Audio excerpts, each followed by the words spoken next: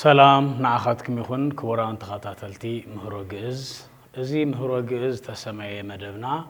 قوانقوا جئز كبرنان سقانان مننتنان حيزون خيط أفق نابزمز ولو دمان خم حلالف زعلما مدب تيفي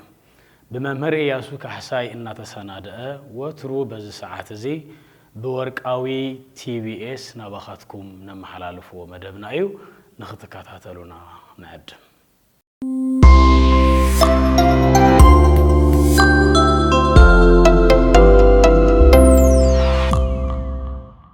كبران تخاتاتلتي قوانقوا جئز كابن نجمر مبل شاوعي كفال بس إحنا لنا أبز حلفو جزيتات بزعبا قصري تماهيرنا نيرنا لو مدما بزعبا سرعات نباب ناي جئز يحيزلكم كاريو زلهو ناي لومي رأسنا سرعات نباب ناي جئز زبليو خون سرعات نباب ناي جئز أب كل تخفيلنا نريو من تخون توم كاندي 4 يوم كاوقات إلهم دماني كالوت توسختي اللوم هذا تمهاراي ناي جئز قوانقوا جئز فليتو إيو زبهال نتقال ترجمو بمفلاتو طرح يكونان يلعلدو أي يلعلن ودا أنت لعلي كفلي زتطبقن زلحلحن كفلي توم كالوت سرعاتات حقزات ناي جئز ناي نبابا جئز كملخ يقبؤو مالتي ازي معراف ازي كافتوم دل زولون تنكر زولون نقرات ايو صاني حيت زدليو مسليك اونتي اب اقرليك اونتي صاني حيت زدليو دخام زحتت مهروي قوانقوا جئز حدا لسانه جئز زمهار لسانه جئز كفلت زدلي حدا قوانقوا ويكا حدا سم وي حدا قسي ترجمو انتاي مالت ايو طراح مفلاطو فلات ايو ايبلوني ترجمو خمزلو فليط ولو اتي قال ويكا اتقسي كما ينبب ودا قديو تلعلا ايو اتزحازو قلم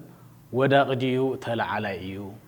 ويدما طباق ديو لحلحيو زولو نغرات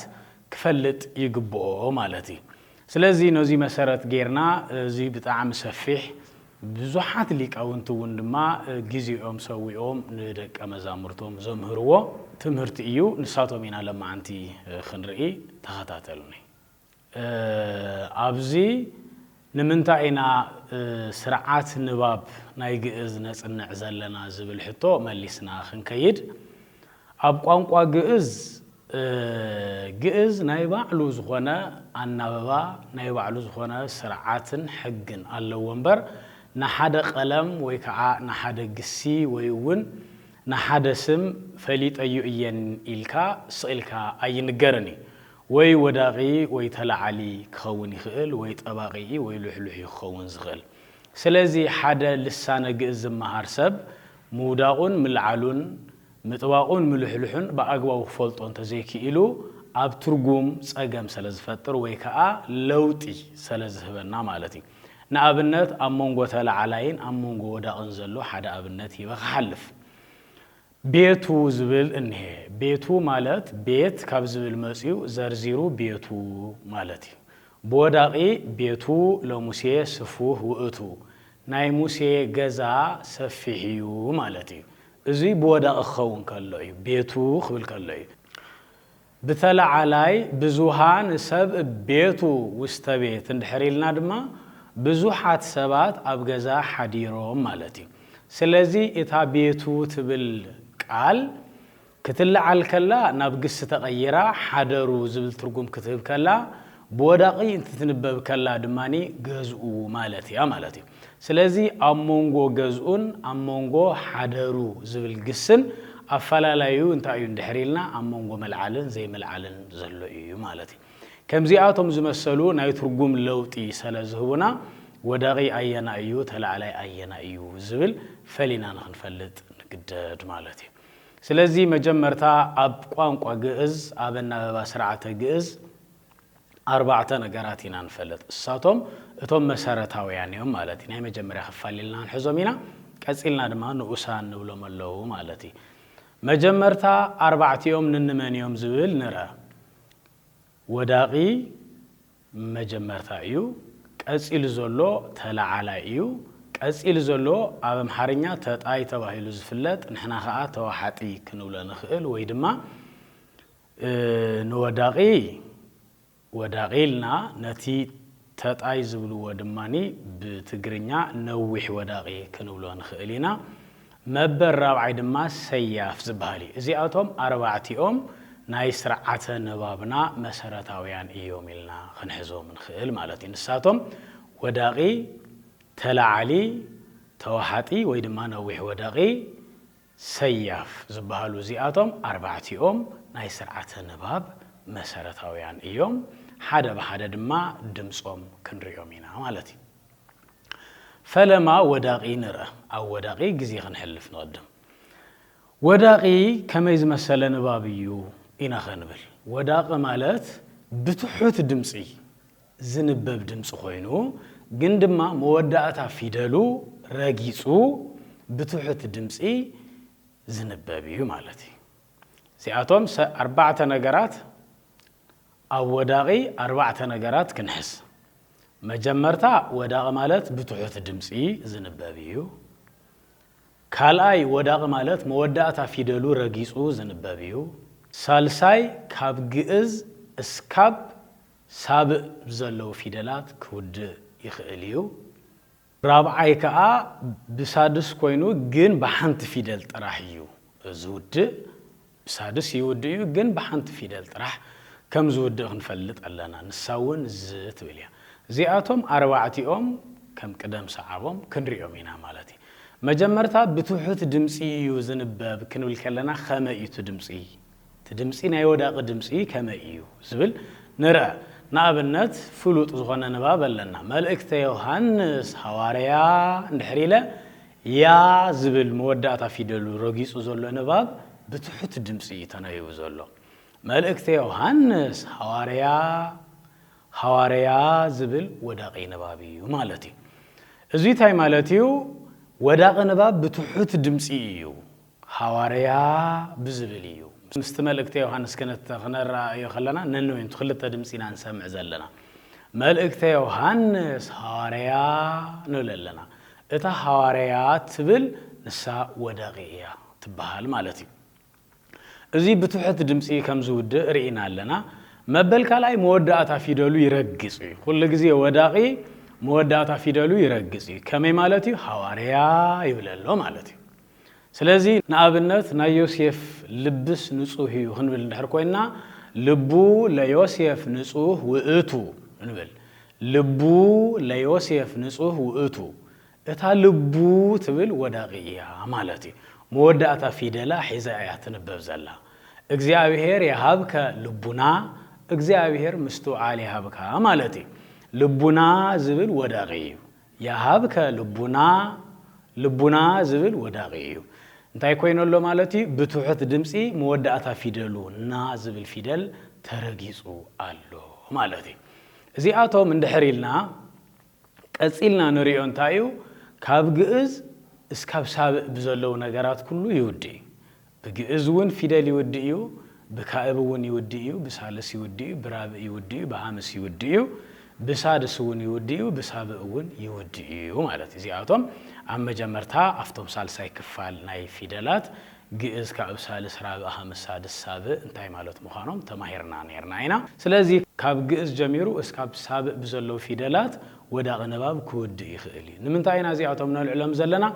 ብሸውዓቲኦም ዘይውድኡ ንባባት ኣብ ቀጻላይ ስለ ዝገጥሙና ማለት እዩ ወዳቂ ግን ካብ ግዕዝ ጀሚሩ እስካብ ሳብዕ ዘለው መወዳእታ ፊደሉ ገይሩ ክጥቀም ይኽእል እዩ ማለት እዩ ካብዚ ቀጺልና ሰለስተ ኣብነታት ክንርእሞ ካብኡ ናብ ተላዓላይ ክንሓልፍ ኢና ማለት እዩ ኣዝልፍ ሃልዮ በምክንያት ሃልዮ ትብል ወዳቂ እያ ማለት እዩ ሃልዮ ማለት ምሕሳብ ማለት ብምክንያት ምሕሳብ ኣዘውትር ማለት እዩ ኣዝልፍ ሃልዮ ብምክንያት ምሕሳብ ኣዘውትር ማለት እዩ ዝውእቱ ቤታ ለራሄል እዚ ናይ ራሄል ገዛ እዩ ማለት እዩ ዝበልናዮ ወዳቂ እዩ ቤታ ዝበልናዮውን ወዳቂ እዩ ማለት እዩ እዚኣቶም ካብ ረኣና ወዳቂ ማለት እዚኣቶም እዮም ካብበልና ናይ ወዳቂ ደምዲምና ኣለና ብትሑት ድምፂ ዝንበብ መወዳእታ ፊደሉ ዝረግጽ ካብ ግዕዝ እስካብ ሳብዕ ብዘለዉ ፊደላት ክለዓል ዝኽእል ኣብ መወዳእታ ድማ ብዝብል ፊደል ጥራሕ ብሳድስ ክለዓል ዝኽእል ኢልና ኣርባዕቲኦም እዚኦም ሒዝናዮም ኣለና ቀፂልና ናበይና ንኸይድ ናብ ተለዓላይ ኢና ንኸይድ ተለዓላይከ ከመይ ዝመሰለ እዩ ድምፁ እንታይ ይመስል ከመይ እዩ ዝብል ድማ ክንርኢ ተለዓላይ ማለት ወይ ከዓ ተለዓሊ ማለት ናይ ወዳቂ ተቃራኒ ማለት እዩ እቲ ብትሑት ድምፂ ዝንበብ እንትኸውን ተለዓለ ድማ ከም ስሙ ብልዑል ድምፂ ዝድመጽ እዩ ማለት እዩ ንሱ እውን ተለዓሊ መወዳእታ ፊደሉ ረጊጽካ ብልዑል ድምፂ ዝንበብ ቀለም እዩ ንሱ ተለዓሊ ይበሃል ማለት እዩ ኣብዚኣቶም እውን ኣብ ተለዓላይ ኣርባዕተ ነገራት ክንሕዚና ማለት እዩ ተለዓላይ ብልዑል ድምፂ እዩ ዝንበብ ካልኣይ ድማ ተመይሱ መወዳእታ ፊደሉ ረጊጹ እዩ ዝንበብ ሳልሳይ ብሓሙሽተ ፊደላት ጥራሕ እዩ ዝውድእ ንሳቶም እውን ግዕዝ ካእብ ሳልስ ራብዕ ሳብዕ እዮም ብክልተ ፊደላት ድማ ኣይለዓልን ንሳቶም ድማ ሓምስን ሳድስን እዮም ማለት እዩ እዚኣቶም ብዛዕባ ተለዓላይ እንብሎም ነገራት እዮም ማለት እዩ ነዚኣቶም ምስተውዓል የድሊ ንኣብነት ግበር ሰናየ ከመ ትርከብ ሰናየ እንድሕር ኢለ ሰናየ ዝበልክዎን ክልቲአን ተለዓሊአን ግበር ሰናየ ከመ ትርከብ ሰናየ ሰናይ ንኽትረክብ ሰናይ ግበር ማለት እዩ ሰናይ ንኽትረክብ ሰናይ ግበር ሕዚ መወዳእታ ፊደሉ ረጊፀ ዓው ብዝብል ድምፂ እየ ዘድምፆ ዘለኹ ተመልከቱ ግበር ሰናየ ሰናየ ዝብል ተለዓላይ እዩ ማለት እዩ ከመ ትርከብ ሰናየ ሰናየ ዝብል ሕዩውን ተለዓላይ እዩ ማለት እዩ ብግዕዝ ፊደል ዝውድኡ ግስታት ኩሎም ተለዓልቲ እዮም ቆመ ነበረ ሃደረ ተሰይመ ሆረ መፃ እዚኣቶም ኩሎም ቶም ግስታት ኣብ ግዕዝ ዘለው ኩላቶም ግስ እንድሕር ኮይኑ ተለዓላይ ዘይለዓል ግሲ የለን ክህለ ዝመሰሉ እዚኣቶም ኩሎም ተለዓልቲ ንብሎም ማለት እንታይ ስለ ዝኾኑ እዮም መወዳእታ ፊደሎም ረጊጾም ብዝለዓለ ድምፂ ስለ ዝድመፁ ዝለዓለ ድምፂ ንብሎ ዘለና ከም ቁጥዓ ዝመስል እዩ እቲ ናይ ተለዓላይ ከም ቁጥዓ ዝመስል ቆመ ሃደረ ወአለ ስለ ዝብል ናይ መወዳእታ ፊደሉ ረጊጽና ብዓውታ እነድምፆ ንሱ እንታይ ይበሃል ተለዓላይ ይበሃል ማለት እዩ ንኣብነት ትምህርተ ግዕዝ ይምህረነ ብዙሃ ምስጢረ ክብል ከለኹ ትምህርቲ ግዕዝ ብዙሕ ምስጢር እዩ ዝነግረና ማለት እዩ ይነግረና ተለዓላይ እዩ ብዙሃ ተለዓላይ እዩ ትምህርተ ወይ ከዓ ምስጢረ ድማኒ ተለዓላይ እዩ ማለት እዩ ስለዚ ልሳነ ግዕዝ ይነግረና ብዙሃ ምስጢረ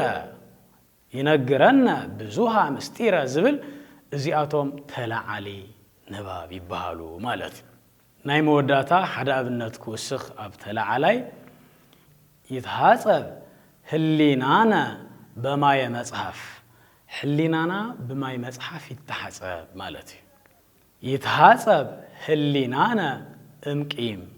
ህሊናና ካብ ቂም ይተሓፀብ ማለት እዩ ህሊናነ ዝብል ንባብ ተለዓላይ ንባብ ንብሎ ማለት እዩ ስለዚ ተለዓላይን ወዳቃይን ዝብሉ ክልተ ንባባት ብግቡእ ርኢናዮም ኣለና እዚኣቶም ክልቲኦም እንድሕር ርኢና መበል ሳልሳይ ከዓ ተዋሓጣይ ክንብሎ ንኽእል ብለሚድ ኣብ ካልእ ቋንቋ ድማ ተጣይ ተባሂሉ ዝፍለጥ ወይ ድማ ነዊሕ ወዳቂ ክንብሎ ንኽእል ንሱ ኢና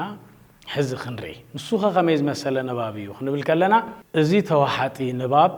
ወይ ከዓ ነዊሕ ወዳቂ ዝበልናዮ ሙሉእ ብሙሉእ ድምፁ ናይ ወዳቂ እዩ ብትሕቲ ድምፂ እዩ ዝንበብ መወዳእታ ፊደሉ ግን ብሳድስ እዩ ዝውድእ መወዳእታ ፊደሉ ድማ ኣይትንክፍን ቅድመ መወዳእታ ፊደሉ ዘሎ እዩ ተንኪፉ ዝንበብ ማለት እዩ ንኣብነት ንሳቶም ክቡር ንብል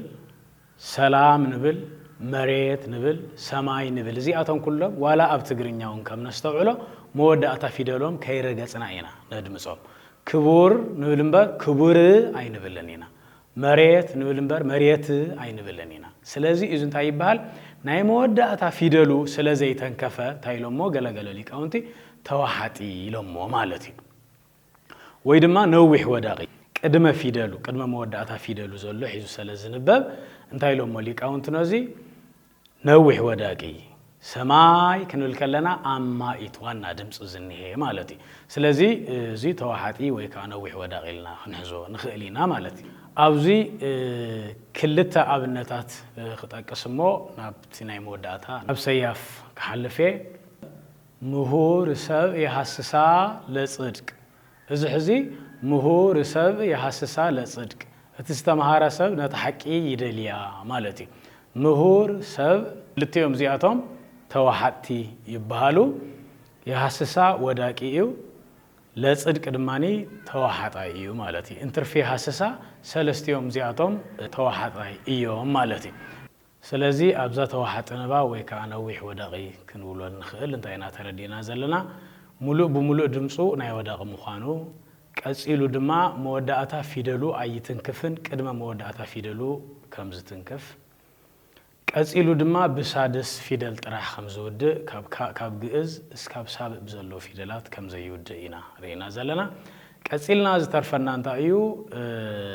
ሰያፍ ዝብል ሰያፍ ዝብል ድማ ሙሉእ ብሙሉእ ድምፁ ካብ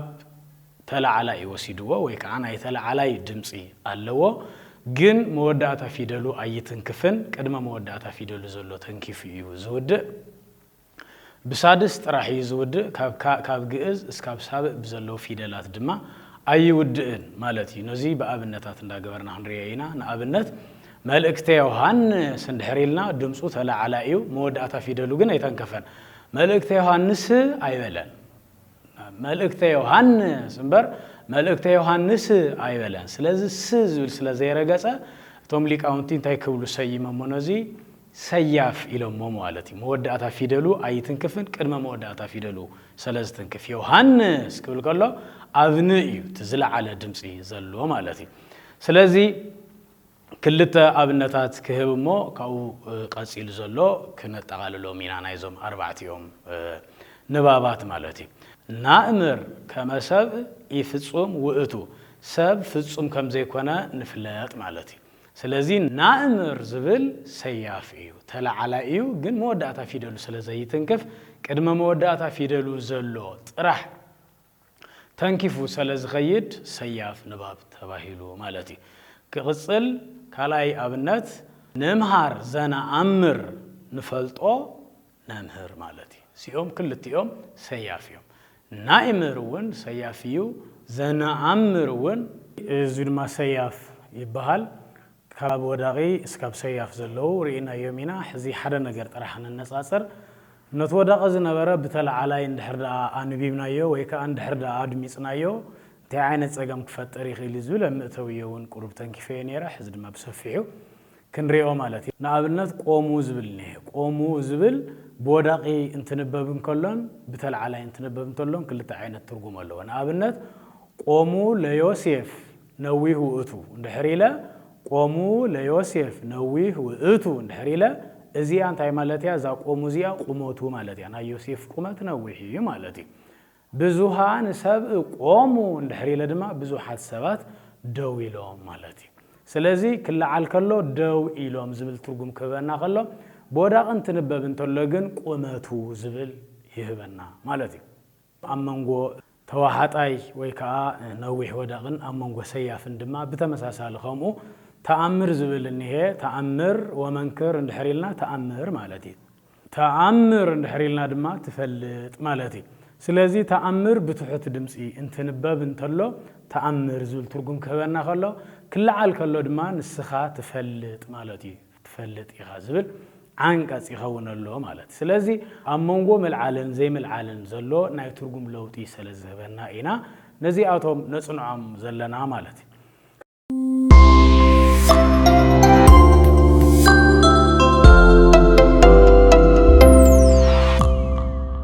ካብዚ ቀፂልና ንሪኦ ንኡሳን ዝበሃሉ ድማ ኣለዉ ማለት እዩ ካብኣቶም ልሕሉሕን ጠባቕን ዝብሉ ኢና ክንርአ ማለት እዩ ጠባቂ ኣየና እዩ ልሕሉሕ ከዓ ኣየና እዩ ልሕሉሕ ንባብ ዝበሃል ጠባቂ ፊደል ዘይብሉ ማለት እዩ ብሓፂሩ ንኣብነት መሬት ሰማይ ዝብሉ እዚኣቶም ዝጠብቕ ፊደል ስለ ዘይብሎም ልሕሉሃን ንብሎም ማለት እዩ ወይ ከዓ ልሕሉሕ ንባብ ይበሃል ጠባቕ ንባብ ዝበሃል ድማ ናይ ልሕልሕ ተቃራኒ ጠባቕ ዝጠብቕ ፊደል ዘለዎ ወይ ኣብ መወዳእታ ወይ ኣብ መንጎ ዝጠብቕ ፊደል ዘለዎ ንኣብነት ቀደሰ ንብል ደ ዝብል ፊደል ስለ ዝጠበቐ ጠባቕ ንባብ ንብሎ ማለት እዩ ዘመረ ንብል መ ዝብል ፊደል ስለ ዝጠበቐ ጠባቕ ንባብ ንብሎ ማለት እዩ ንጽህና ንብል መወዳእታ ፊደሉ ስለ ዝጠበቐ ጠባቕ ንባብ ንብሎ ስለዚ ልሕልሕን ጠባቕን ዝበሃሉ እዚኣቶም ኣብ ስርዓተ ንባብ ዝተኻተቱ ስለ ዝኾኑ ክንፈልጦም ይግበአና ትጠባቕ ዝነበረ ብልሕልሕ ትልሕልሕ ዝነበረ ብጠባቒ እንድሕር ደኣ ንቢብናዮ ስንታይ ፀገም ክመጽእ ይኽእል እዩ ዝብል ድማ ከምኡ ናይ ትርጉም ለውጢ ይህበና ማለት እዩ ንኣብነት መካን ዝብል እኒሄ መካን ክጠብቕ ከሎ ካልእ ትርጉሙ ክልሕልሕ ከሎ ከዓ ካልእ ትርጉሙ መካን ዝብል እንድሕር ለሕሊሑ ቦታ ማለት እዩ እንድሕር ጠቢቑ መካን እንድሕር ኢሉ ድማኒ መኻን ዝመኸነት ሰበይቲ ማለት እዩ ናብ ግስታት ክንከይድ ከለና እውን ከምኡ ክጠብቁ ከለውን ክልሕልሑ ከለውን ዝተፈላለየ ትርጉም ይህቦ ንኣብነት ፀብሃን ዝብልን ፀብሃ ዝብልን ግሲ ክልቲኦም እቲ ሓደ ጠባቒ እቲ ሓደ ዘይጠባቒ ፀብሃ እንድሕር ኢልና ፀብሒ ፀቢሑ ማለት እዩ ፀብሃ እንድሕር ኢልና ግን ግብሪ ገቢሩ ማለት እዩ መከረ ዝብል እውን ብተመሳሳሊ መከረ ብልሕልሕ መኸረ ክኸውን ከሎ መከረ እንድሕር ኢሉ ግን ፈተነ ማለት እዩ መሰለ ዝብል ግሲ እውን ብተመሳሳሊ መሰለ እንድሕር ኢሉ መሲሉ ማለት እዩ መሰለ እንድሕር ኢሉ ድማ ምስላ መሲሉ ማለት እዩ እዚ ኣብ ትግርኛ እውን ተመሳሳሊ መሰለን መሰለን ዝብሉ እቲ ክጠብቕን ክልሕልሕን ከሎ ናይ ትርጉም ለውጢ ይህብ ማለት እዩ ስለዚ ጠባቕን ልሕልሕን ዝብል ርኢና ኣለና ቀፂልና ቀዋምን ተናባብን ዝበሃሉ ዓራፍ ንባብን ተናባቢ ንባብን ዝበሃሉ ማለት እዩ ቀዋሚ ንባብ ዝበሃል እንታይ ማለት እዩ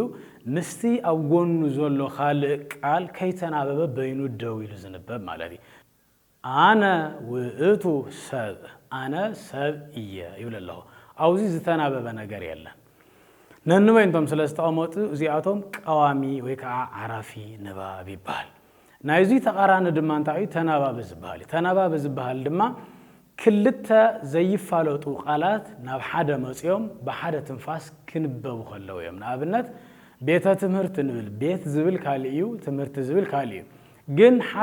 ሓደ ዝኾነ ነገር ንክገልጹ ክልቲኦም ቤት እውን ካብ ዝኾነ ቦታ ትምህርቲ እውን ካብ ዝኾነ ቦታ መጽዮም ክልቲኦም ተገጣጢሞም ቤተ ትምህርቲ ኢሎም መጽዮም እዚኣቶም ብሓደ ትንፋስ ብክልተ ትንፋስ ዝንበቡ ዝነበሩ ቅድሚ ሕዚ ክናበቡ ከለው ግን ብሓደ ትንፋስ ኮይኖም ቤተ ትምህርቲ ስለ ዝብሉ ከበሮ ማህሌት ዝማሬ መላእክት እንዳበሉ ከምዚ ኢሎም ስለ ዝናበቡ ፍስሓ ልብ ናይ ልብ ሓጎስ ማለት እዩ እንዳበሉ ስለ ዝናበቡ ብሓደ ትንፋስ ስለ ዝንበቡ እዚኣቶም ተናበብቲ ንባብ ይበሃሉ ማለት እዩ ገለገሊኦም ሊቃውንቲ ድማ ዝተናበበ ተናባቢ ይብልዎ ማለት እዩ ዘይሩ ዘይሩ ብሓደ ትንፋስ ዝንበብ ማለት እዩ ቀፂልና ንሪኦ ቆፃርን ዋሓጥን ወይ ከዓ ጠቕላሊ ኣብዚ ቀዲምና ዋሓጥ ንባብ ስለ ዝበልና ምእንታን ከየዳናገራና ጠቕላልን ቆፃርን ዝብል ንሓዝ ቆፃር ዝበሃል እንታይ እዩ ንኣብነት ሰማይ ዝብል እንሄ ሰለስቲኦም ፊደላት እንሄው እዮም ሰሎ ማሎ ይ እንሄ ማለት እዩ ዝጠቕለሎ ነገር የብሉን እዚ እንታይ ይበሃል ቆፃሪ ይበሃል ጠቕላሊ ዝበሃል ድማኒ